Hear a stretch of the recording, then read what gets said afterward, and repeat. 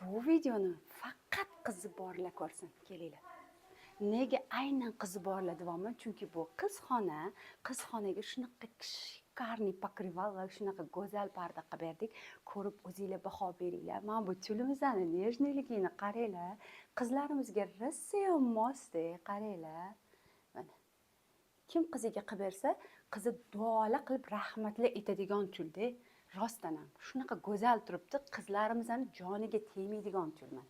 Qaranglar, buni nejniligini ko'rasizlarmi? Bu ivory rangidan qilganmiz bu yerda. Shunaqa shiringina nejniy atirgulchalari bor.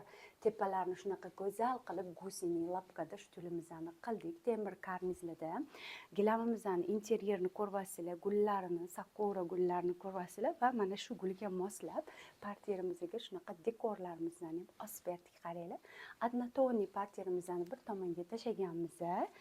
Endi bunga mos qilib shunaqa go'zal pokrivallar qilib berdik. Qaranglar, bu pokrivalimizni qimmat, og'ir pokrival qizxonaga shart emas.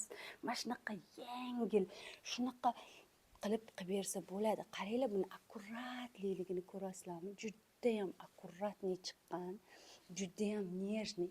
Ko'rsataman hozir. Qaranglar, orqalarini обработкаларni ham yopganmiz. Yengilgina.